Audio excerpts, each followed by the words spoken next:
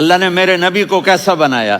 ایک بدو عورت ہے، ان پڑھ عورت ہے، ام معبد الخزاعیہ، وہ میرے نبی کا حلیہ بتاتی ہے. آپ کو ترجمہ کر کے سناؤں گا، لیکن آپ الفاظ کا ردم اور الفاظ میں میوزک وہ آپ سب محسوس کریں گے.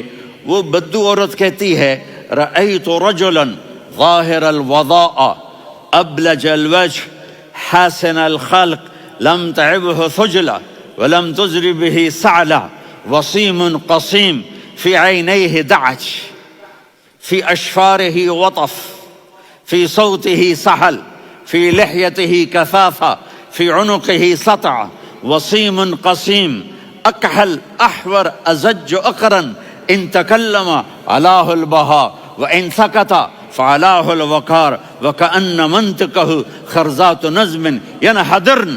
اللہ، پتہ چلا کہ الفاظ کا ردم. وہ کوئی بولو تو صحیح، کیا ردم ہے. اب ترجمہ سنو. وہ کہتی ہے اپنے خامد کو کہ ابو معبد، ایک شخص آیا تھا، مجھے یوں لگا جیسے 14ویں کا چاند کپڑے پہن کے زمین پہ اتر آیا ہو. سبحان اللہ، کیا انتہائی خوبصورت، انتہائی حسین و جمیل، پیٹ نکلوا نہیں کہ بدصورت ہو جائے. کہا اتنا خوبصورت تھا کہ سر سے پاؤں تک حسن اس کا غلام تھا، خوبصورتی اس کی باندھی تھی، اور میں جدھر سے دیکھتی تھی مجھے حسن ہی حسن نظر آتا تھا، اور جب میں اس کے چہرے پر دیکھتی تو میری آنکھ نہیں بھرتی تھی، میرا جی چاہتا تھا میں دیکھتی جاؤں دیکھتی جاؤں دیکھتی جاؤں، میرا دل نہیں بھرتا تھا. کون؟ وسیم. وسیم اسے کہتے ہیں جس کو دیکھنے سے دل نہ بھرے. قسیم، جدھر سے دیکھو حسن ہو، اسے کہتے ہیں قسیم، کہ اس کی آنکھیں بڑی موٹی. احور، ادعج، اشکل، انجل، ابرج، اہدب، یہ سب میرے نبی کی آنکھوں کی تعریف ہے.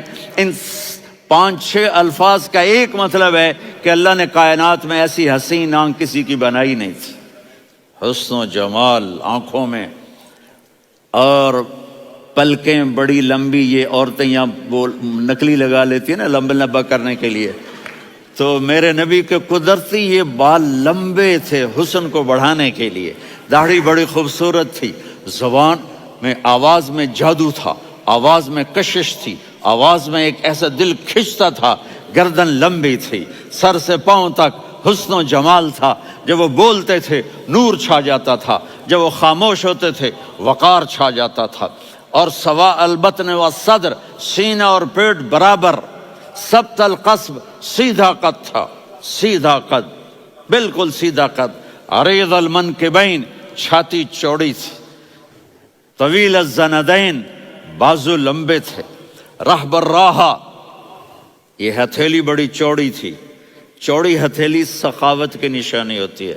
رحبر. مسیح القدمین، پاؤں اتنے نرم تھے لگتا تھا اس پر تیل لگا ہوا ہے، اور پانی اس سے یوں نیچے چلا جاتا تھا. اور یمشی تکفین، کندھے جھکا کے چلتے تھے. اللہ، یہاں 4 آدمی سلام کریں تو آدمی یوں ہو جاتا ہے، اور میرے نبی کو فرشتے سلام کر رہے ہیں اور آپ یوں چلتے تھے، ایسے ایسے چلتے تھے، تھوڑے سے کندھے جھکا کے چلتے تھے. ایسے آپ کبھی نہیں چلے. جو دیکھنے میں ایسا حسین ہو اس سے پیار کیوں نہ کیا جائے. خاندان اونچا ہو تو آدمی اس کی قدر اور عظمت کرتا ہے. میرے نبی کا خاندان کیا ہے؟ میرے نبی نے فرمایا اللہ نے آدم کی ساری اولاد سے عرب کو چنا، عرب کی ساری اولاد سے مضر کو چنا، مضر کی ساری اولاد سے قریش کو چنا، قریش کی ساری اولاد سے ہاشم کو چنا، اور ہاشم کی ساری اولاد سے اللہ نے مجھے چنا. میں سب سے اعلیٰ خاندان کا ہوں، عالی نسب ہوں. میرے اللہ نے میرے 10 نام رکھے ہیں. میں محمد، میں احمد، میں ماہی، میں حاشر، میں عاقب، میں فاتح، میں ابو القاسم، میں طٰہٰ، میں یاسین. ان سے پوچھو. میں ایک مثال دیتا ہوں. محبت ہوتی ہے نا، چھوٹا بچہ گود کا، میرا چاند، میرا دلارا. یہ اس کا بچہ بٹن جتنا، یہ نبیل کا اتنا سا ہے، تو اس کو کبھی یوں اٹھاتا ہے، کبھی یوں اٹھاتا ہے، کبھی یوں اٹھاتا ہے، کبھی یوں اس کو لوریاں دیتا ہے. میرا چاند، میرا کالا ٹٹ، میرا چاند، میرا چاند.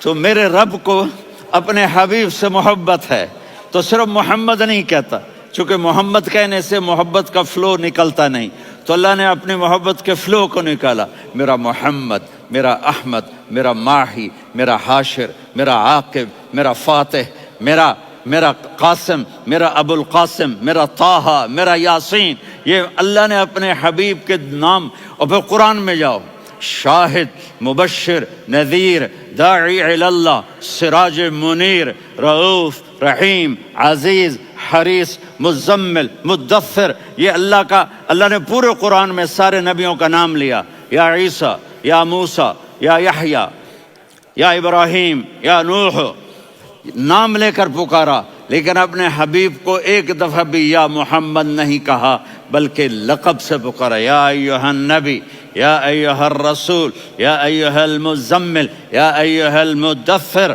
میرے رب نے اپنے حبیب کو ساری نسلوں میں سب سے اعلی نسل بنایا۔ اگر اپنے نبی سے پیار نہ کریں تو کس سے پیار کریں؟